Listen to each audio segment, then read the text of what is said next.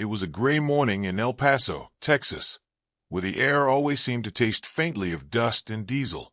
The old neon sign above Rosie's Diner flickered weakly against the pale sky, its buzzing sound blending with the low hum of trucks crawling along the interstate nearby.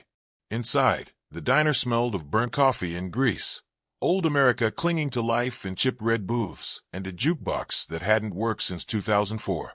At the corner table by the window sat Walter Dunn, 85, his silver hair thinning but neatly combed. He stirred his black coffee with slow, shaky hands, watching condensation crawl down the glass.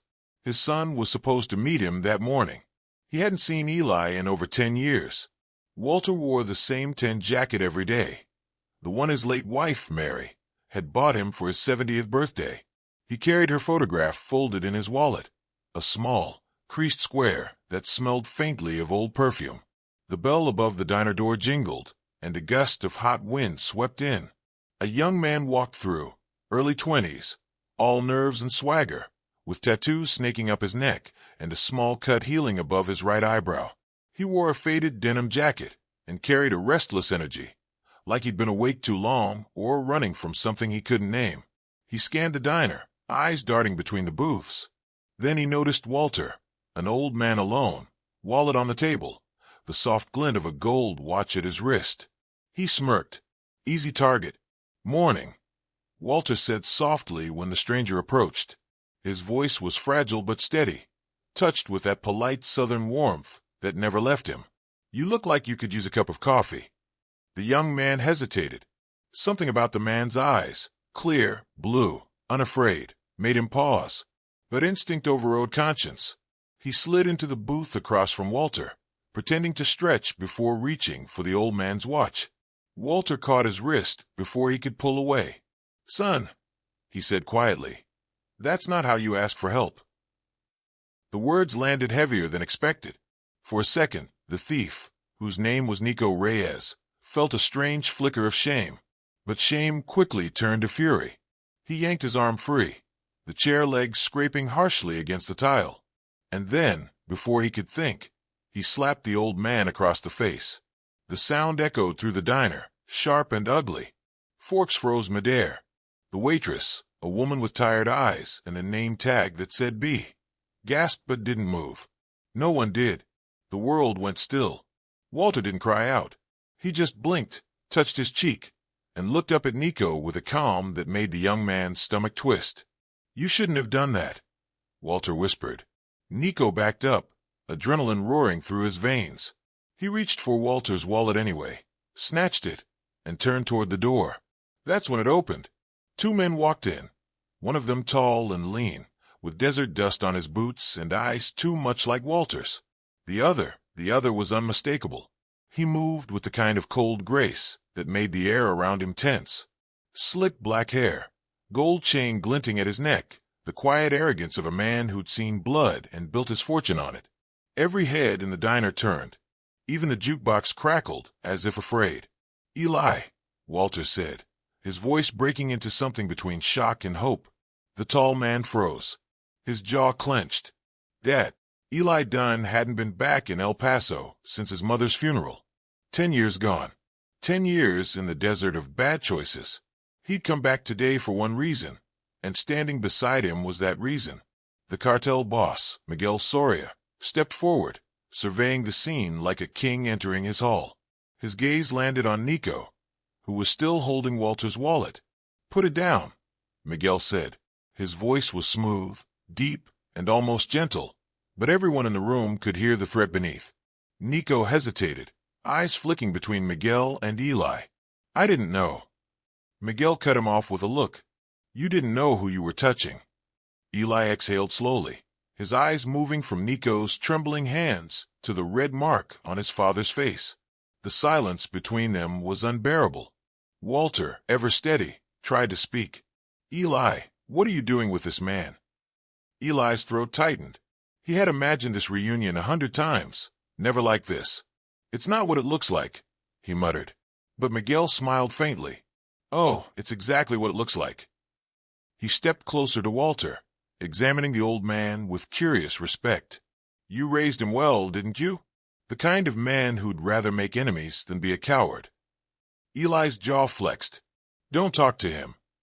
Miguel ignored him. Your father has good bones. Steel, even at his age. Walter stared at him, unflinching. And you, son? What kind of bones do you have? The room tightened again. Eli's voice cracked. Dad, please. But Walter didn't stop. You come in here with this man, wearing his sins like armor, and you expect me not to see? You were raised better than this, Eli. Miguel chuckled. Raised better? Maybe. But he works for me now. Walter's hand trembled. No.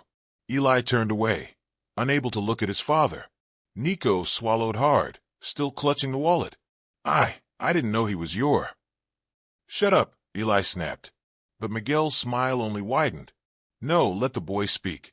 Maybe fate has a sense of humor. You slapped the wrong man today, Nico. That old man. He's your boss's father. Nico froze. The blood drained from his face. Eli turned to Miguel. He didn't know. Let him go. Miguel studied Eli for a long moment, then nodded slowly. You want to show mercy? Fine. But mercy has a price. He took a step toward Walter, voice lowering.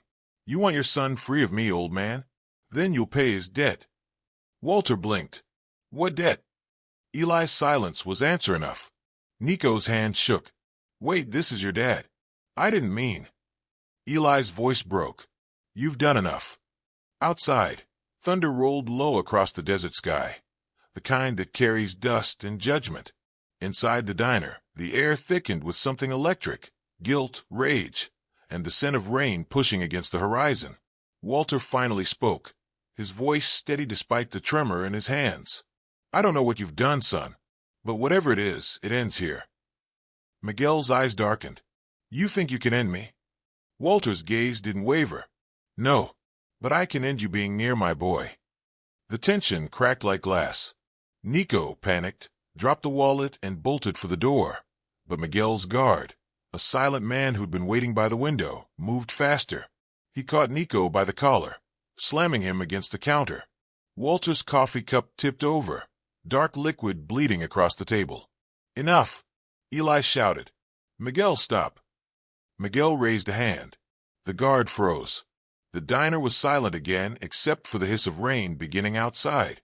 Miguel looked at Walter one last time. You'll see me again soon, old man. And next time, bring your wallet. He turned and left, Eli behind him, the bell above the door jangling faintly as they disappeared into the storm. Walter sat there for a long time, his cheek burning, his heart heavy. Outside, the rain thickened, washing the desert dust from the cracked sidewalks. Inside, he approached slowly, trembling. Mr. Dunn, are you all right? Walter looked down at his trembling hands, then at the wallet on the floor. He bent to pick it up, and a folded photo slipped out, a young Eli, grinning beside Mary, sunlight in his hair. He stared at it until the colors blurred, and then he whispered, more to himself than anyone else, My son walks with the devil now. The thunder roared again, deep and distant, as though the desert itself had heard him. The storm had passed by dawn, leaving El Paso washed in a dull amber light. The streets still shimmered with puddles, and the mountains that framed the horizon glowed faintly pink, as if the desert itself was catching its breath. The air smelled like wet dust and rust. Walter Dunn moved slowly through a small house on the east side, every step echoing through the quiet. The photo of Mary still sat on the mantel, her eyes soft and full of the faith he'd lost long ago. He traced the edge of the frame with his thumb, his hand trembling for more than age. He hadn't slept since yesterday, the moment when his son had walked into Rosie's diner beside a man whose name carried weight in the darkest corners of the border. Miguel Soria, a name whispered in truck stops, in back rooms of Ticarius, in places where silence was currency. Walter's phone sat on the kitchen counter, next to the untouched remains of breakfast. He tried calling Eli twice in the night. Both calls went straight to voicemail. The silence between the rings had felt heavier than the years that had kept them apart. Outside, a police siren wailed somewhere down Alameda Avenue. Walter watched from the window as a cruiser sped past, its reflection slicing briefly across the glass. This part of town was used to sirens, used to pain. But this was something else. He turned away and sank into his chair, his breath shallow. He couldn't shake the image. Miguel's calm eyes, Eli standing behind him, head lowered like a man already condemned. The knock came just after 8. 3 soft raps, hesitant, familiar. Walter opened the door to find B, the waitress from the diner, clutching a paper bag. Her mascara was smudged, her hands still trembling. "I brought you something," she said, offering the bag. "Just pancakes. Figured you didn't eat much yesterday." He managed a faint smile. "You're kind." She looked down. "Everyone saw what happened, Walter. Nobody stopped it. I'm sorry." He shook his head. "Don't be. It wasn't your burden." But B didn't move to leave. Her voice lowered. "That man, the one with your son. You know who he is." Walter hesitated. "I do now." She swallowed hard. "Then you know this town's gonna eat itself if he's here. Soria's people have been creeping across the border for months. Drugs, guns, missing girls. He's buying silence everywhere he goes." Walter's hands tightened on the bag. "And my son." She looked at him then, eyes glassy. "If he's with Soria, he's not just in trouble, Walter. He's part of it." He closed the door softly after she left, the smell of diner coffee clinging to the air. The pancakes sat untouched on the table beside the cold light from the window. He stared at them for a long time, then whispered into the silence, "Not my boy. Not him." Across town, Eli Dunn sat inside a black SUV parked near the border warehouses. The morning sun glared off the windshield, but the inside of the car was dim, claustrophobic. He hadn't spoken since they left the diner. Miguel Soria sat beside him, scrolling through his phone. The soft click of his ring against the screen was rhythmic, deliberate. He finally glanced up. "You haven't said a word, Dunn." Eli's jaw tightened. "You humiliated me in front of him." Miguel smiled faintly. "I saved you. That boy, Nico, was one of ours. You were supposed to keep order among the street runners. Instead, he's robbing old men in diners. He didn't know who he was hitting." "That's not the point." Miguel leaned closer. "Disrespect spreads like a virus, Eli. Your father learned that once. You're learning it now." Eli turned his head toward the window, trying to hide the tremor in his hands. He could still see his father's face, hurt, proud, unbroken. That look had cut deeper than any threat Miguel could make. "I never wanted him touched," Eli said quietly. Miguel's smile vanished. "Then maybe you shouldn't have come back." The silence stretched. Outside, the desert shimmered beneath the heat, the air rippling like a mirage. Miguel leaned back, his tone soft again. "You and I had an agreement. You run logistics. You keep the border routes clean. You get paid. And in return, I keep your record buried where no one can find it." Eli stared straight ahead. "I remember." "Good," Miguel said. "Because I just got word. We're moving a shipment tonight. You'll handle it personally." Eli turned. "I can't. My father." Miguel's voice sharpened.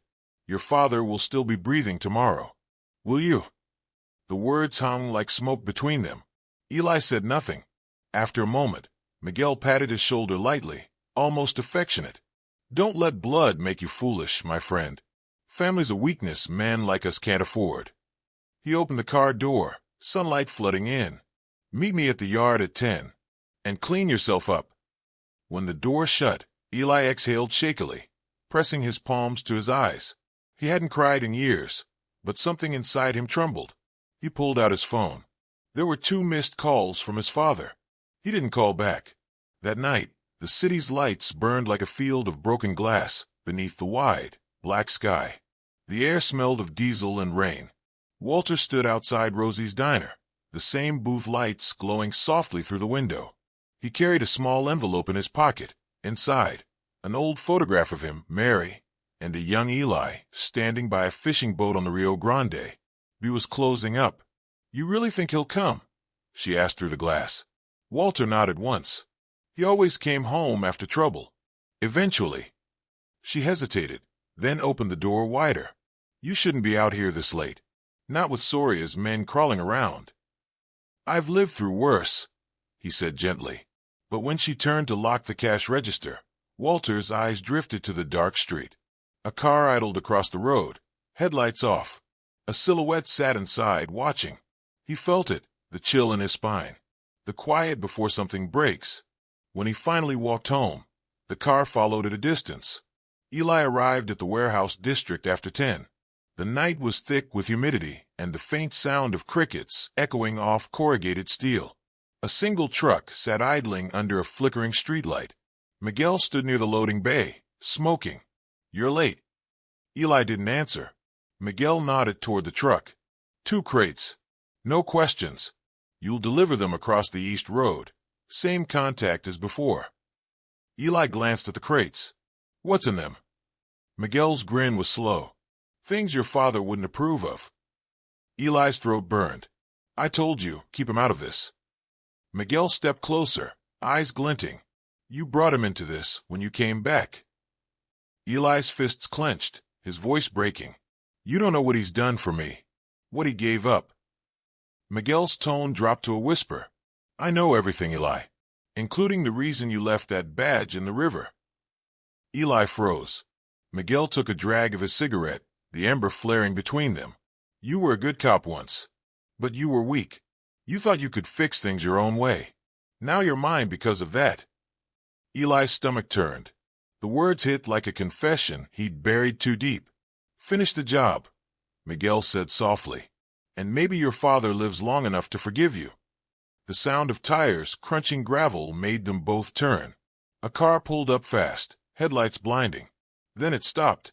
Walter stepped out, trembling but steady, the desert wind tugging at his jacket. "Dad," Eli started, but the word caught in his throat. Miguel smiled, slow and cruel. "How touching. The prodigal son's father comes to watch his fall." Walter ignored him. His eyes were fixed on Eli, pleading, broken, fierce. "You can still stop this, son. You don't have to do what he says." Eli's breath hitched. "You shouldn't be here." Miguel gestured casually to his guards. "Let him talk. Maybe we'll all learn something." Walter stepped closer, voice trembling. "Your mother died believing you were still good. Don't make her wrong." Eli's heart hammered against his ribs. His voice cracked. "You think I want this? You think I haven't tried to get out?" Miguel laughed softly. "No one gets out." Walter turned to him, eyes like ice. "Everyone gets out, one way or another." The wind picked up, carrying the distant sound of sirens from the highway. For a moment, time seemed to hold its breath. Then Walter did something no one expected. He reached into his coat pocket and pulled out Eli's old police badge, tarnished but gleaming in the streetlight. Miguel's expression shifted. "Where did you get that?" Walter's voice was steady now. "From the river, where my son threw it away." Eli's knees went weak. "Dad," Miguel's eyes narrowed. "You shouldn't have come here." The guard stepped forward. Walter didn't move.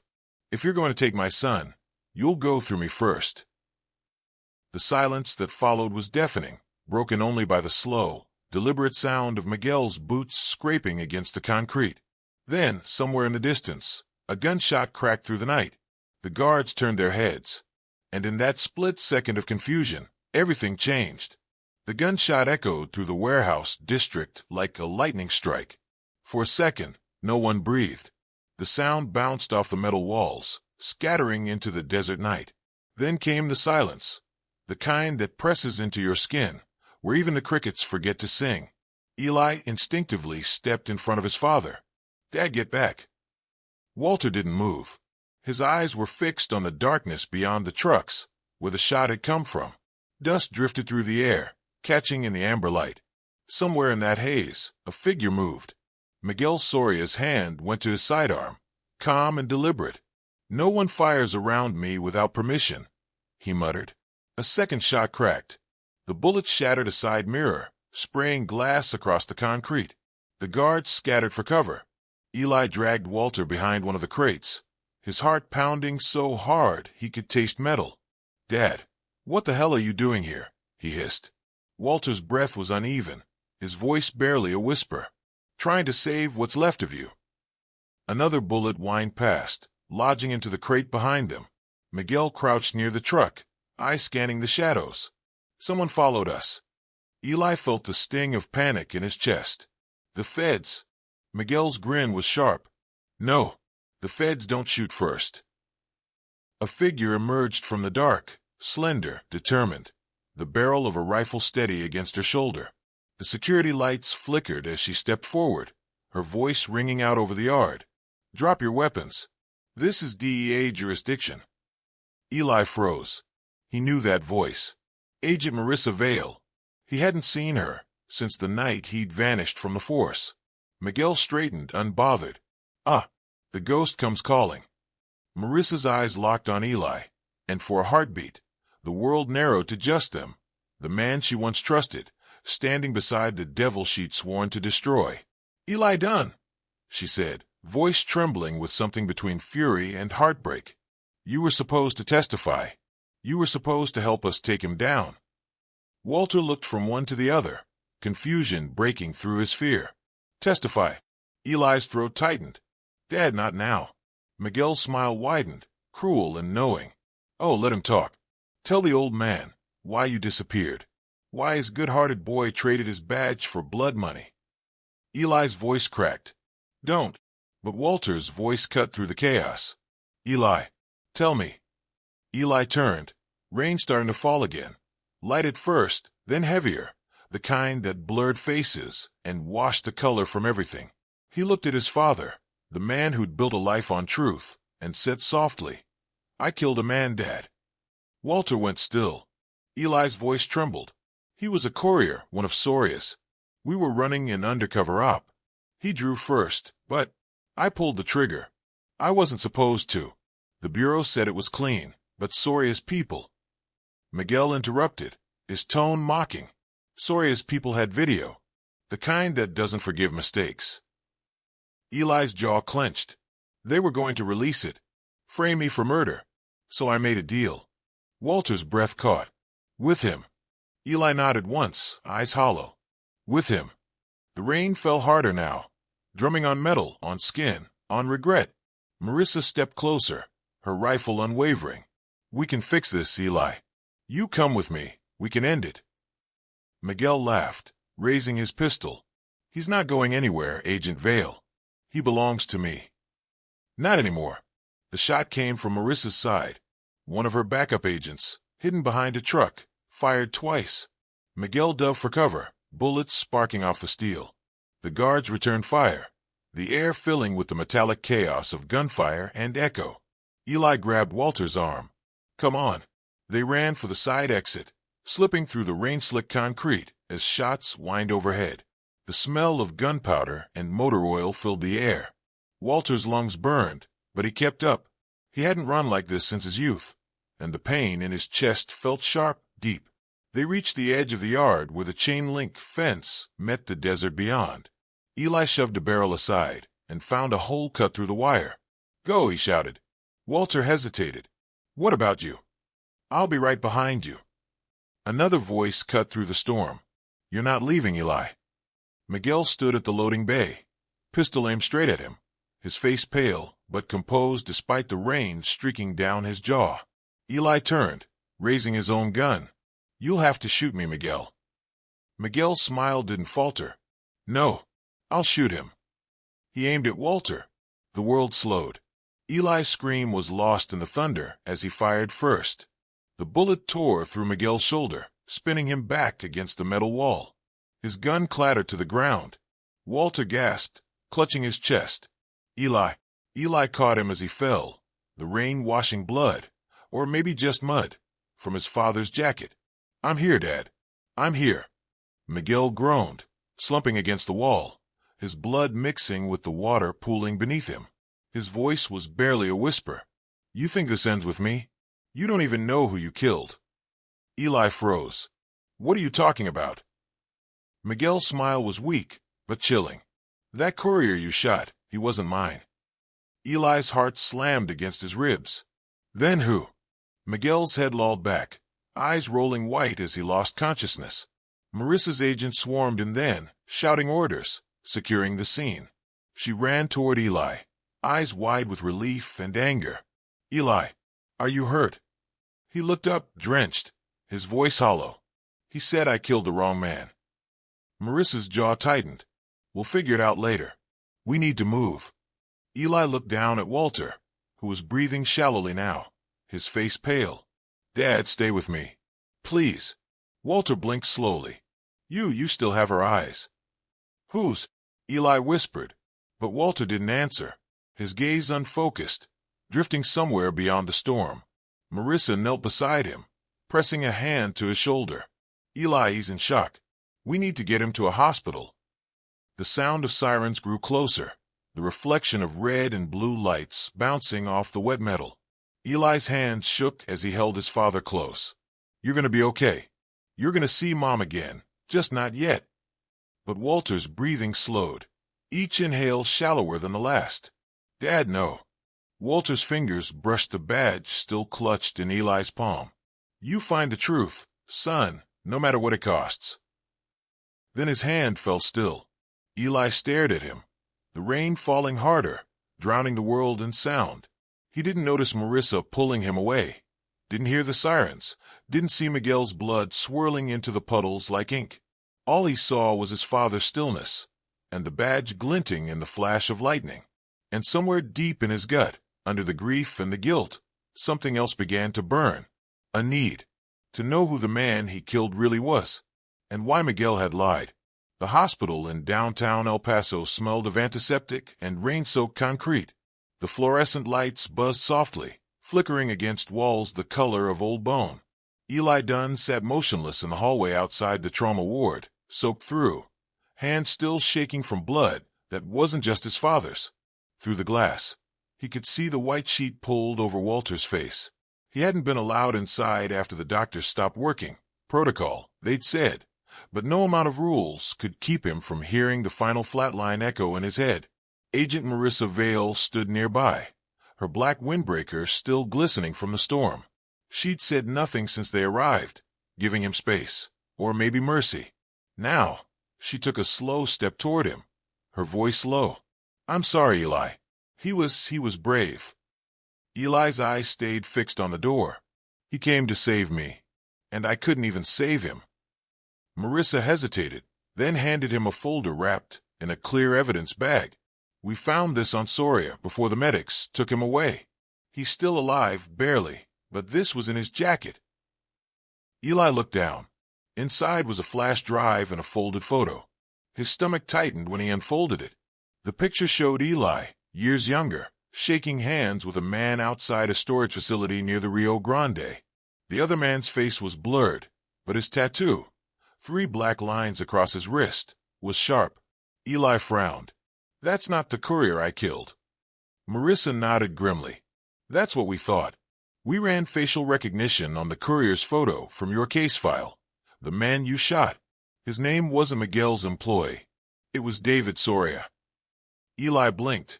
Wait, Soria. Marissa nodded. Miguel's younger brother. The words hit like a knife, twisting behind his ribs. He backed into the wall, breath short. You're telling me I killed his brother? That's why he came after me. Marissa's gaze softened. That's part of it. But there's more. The file on that drive, Soria's financials, border manifests, comms logs. Someone inside the bureau's been leaking intel to him for years. Eli stared at her. Someone in the DEA? She nodded once. Which means whoever's feeding him information knew your identity before you went undercover. They set you up. The hallway lights flickered again, a pulse of sickly yellow light. Eli felt the floor tilt beneath him. The years of guilt, the nightmares, the endless silence, it all coiled around one truth. He hadn't just been unlucky. He'd been betrayed. Marissa, he said quietly. Who else knew about my assignment?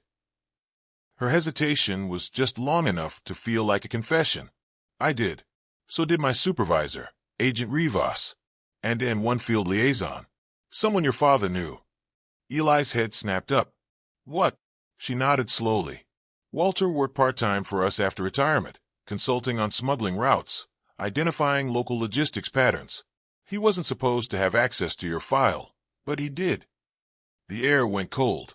My father, Eli whispered. You're saying he? No, she said quickly. Not directly, but he might have been used. Someone could have approached him, asked questions, pulled data through him. Eli, your dad may have unknowingly leaked information that got you burned. Eli sank into the plastic chair, his breath ragged. The sound of the rain outside had grown faint, replaced by the hum of the hospital's old HVAC. He covered his face with his hands. He died trying to fix what he didn't even know he'd broken. Marissa crouched beside him. You can still make it right. He looked at her, eyes bloodshot. How? By finishing what we started. The drive's encrypted, but there's a decryption key embedded in the old El Paso storage yard, the same place from that photo. If Soria kept evidence there, we'll find it. Eli's voice was barely a whisper. And if we don't? She met his gaze. Then none of us walk out alive. They left before dawn. The city was still half asleep when their car rolled through the industrial district. The streets glistened, the puddles reflecting the first pale blush of sunrise.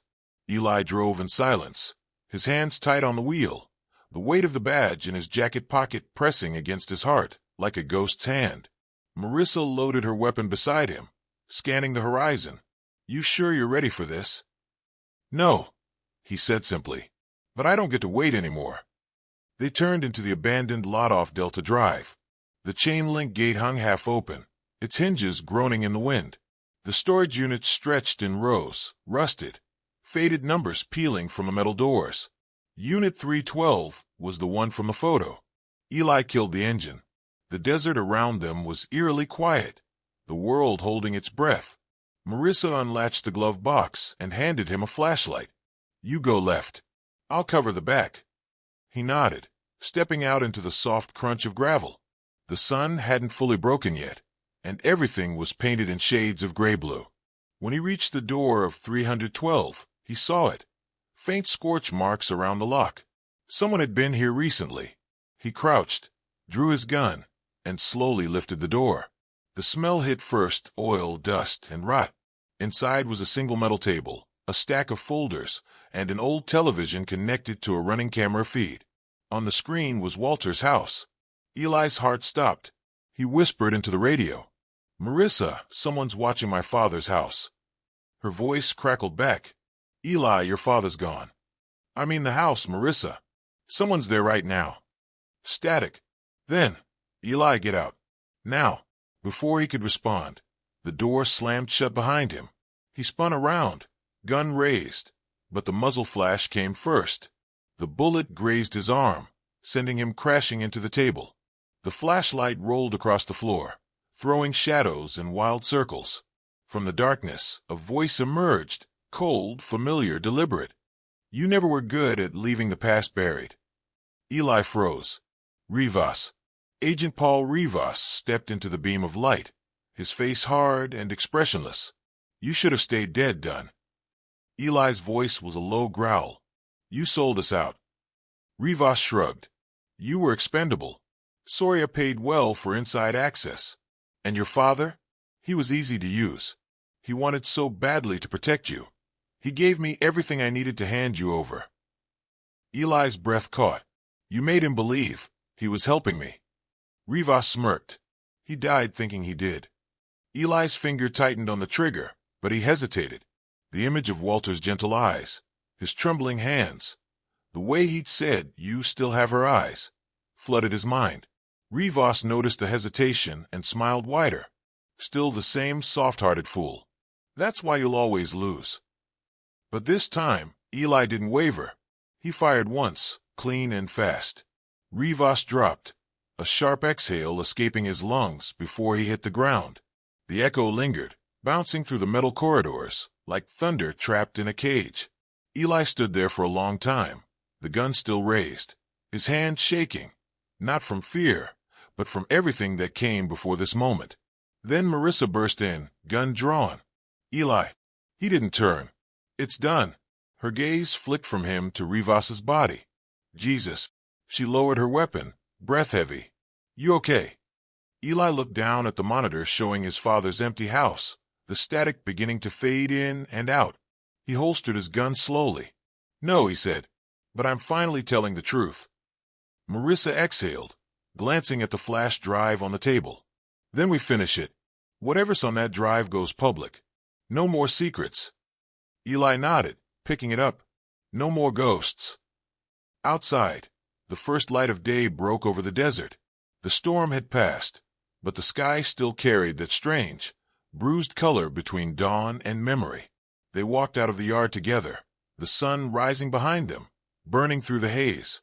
Eli didn't look back, but somewhere in that fading darkness, the camera feed in the storage unit flickered again, once, twice, and then showed something new. A man in a hospital bed, eyes open. Miguel Soria, smiling. The desert sunrise bled across El Paso, painting the sky in bruised shades of gold and crimson. From the rooftop of the hospital where Miguel Soria was being kept under federal guard, the wind carried the faint hum of sirens from the waking city. Down below, the streets were still wet from the storm, glistening like glass. Inside, on the third floor, a security camera blinked, a single red light in an otherwise sterile corridor. Two marshals stood outside room 307, their uniforms crisp, their eyes scanning every shadow. They didn't see the glitch on the monitor feed. They didn't see the door open without a sound. And they didn't see Miguel's eyes snap open. He exhaled once, slow and measured, his pulse steady despite the IVs taped to his arm. He reached toward the bedside table, where a folded piece of paper lay, placed there by a nurse who didn't exist in the hospital's employment log. On the paper was a single message, handwritten in block letters. The son lives. The father's death was not what it seemed. Miguel smiled. Good, he whispered. Then it's not over. At the same time, across town, Eli Dunn sat in his father's old truck, parked on a ridge overlooking the desert. The wind rolled in waves, hot and sharp, stirring dust devils across the sand. He hadn't been back to this spot in years, not since the last fishing trip they took together before everything fell apart. In the passenger seat, Agent Marissa Vale was typing on her laptop, decrypting the last partition from the flash drive they'd pulled from the storage unit. Her face was pale in the morning light. "You need to see this," she said. Eli leaned over, his jaw tightening as the files opened. Thousands of pages of financial records, shipment manifests, coded communication between cartel handlers and corrupt bureau officials. And at the top of one folder, an encrypted video file labeled simply, WD Confession. Eli froze. WD. Walter Dunn. He clicked play. The screen filled with his father's face, recorded in the dim light of their old living room. He looked older, thinner, the kind of tired that comes from carrying guilt too long. "Eli," Walter began, voice low, trembling slightly. "If you're watching this, it means I couldn't fix it in time." He took a slow breath. "I was approached last year by a man named Paul Rivas. Said he needed help tracing smuggling routes. Told me it was for you. I thought I was protecting you, but I see now what he wanted."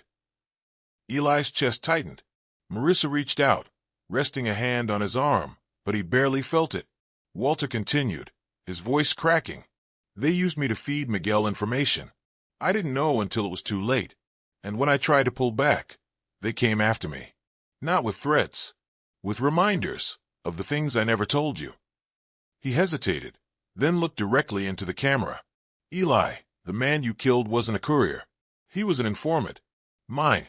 I sent him to meet you that night. He was supposed to protect you.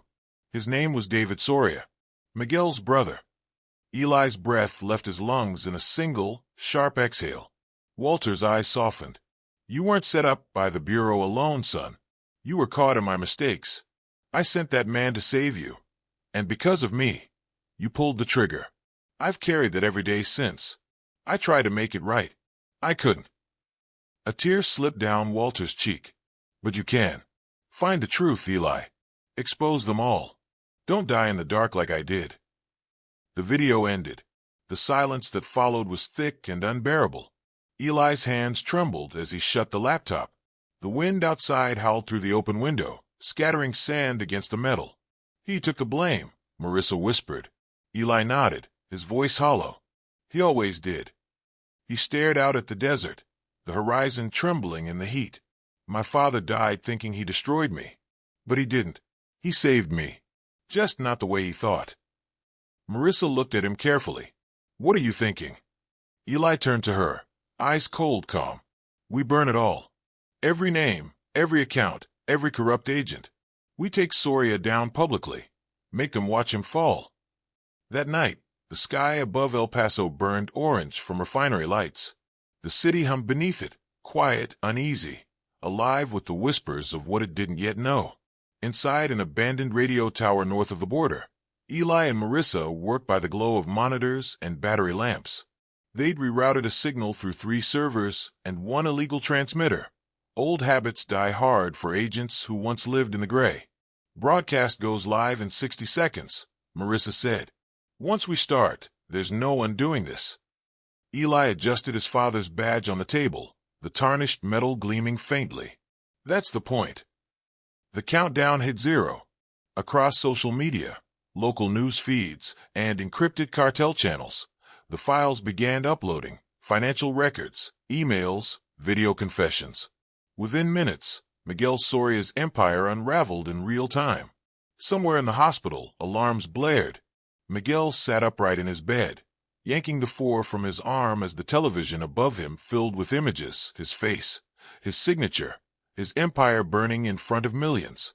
He laughed once, low and bitter. Done. He swung his legs over the bed, ignoring the blood that seeped through his bandages. 2 of his men were already there, disguised as orderlies. Get the car, he said. We end this tonight. Back at the tower, Eli stood by the open door, watching the desert stretch endlessly under a sky littered with stars. He could feel it, the change in the air, the inevitability of what was coming. Marissa's radio crackled. Local PD's moving. Feds too. You just lit up half the Southwest. Eli smiled faintly. Good. She turned toward him. Eli, what happens after this? He met her gaze. After this, maybe peace. Or maybe nothing. But at least it'll be honest. A distant roar broke the silence. A car engine, pushing too fast over gravel. Headlights flared across the dunes, closing in. Marissa's hand went to her holster. He's coming. Eli nodded, unafraid. He should. The black sedan skidded to a stop in a cloud of dust. Miguel stepped out, pale and ghostly under the moonlight, a pistol in his hand and a fury that looked almost holy. You destroyed everything, Miguel said. Years of power, gone with one file. Eli's voice was quiet, steady. You destroyed yourself the moment you lied about your brother. Miguel's eyes narrowed. He was my blood. He was my mistake, Eli said, and my father paid for both of us. Miguel lifted the gun, but Eli didn't flinch. Marissa shouted, Don't, and fired first. The bullet hit Miguel's side, spinning him backward into the sand. His pistol dropped, clattering against rock. He gasped, blood spreading dark across his shirt. You think this ends with me? Eli stepped closer, crouching beside him. No, he said softly, but it ends for you. Miguel's hand twitched once, reaching toward the dirt, then fell still. The desert was silent again. Eli looked up at the stars, bright, endless, and indifferent. He felt the weight of everything lift, just slightly, like the world had finally stopped pressing against his chest. Marissa approached slowly. You could have let him live. He shook his head. He never would have. She looked at him for a long moment, then nodded. So what now?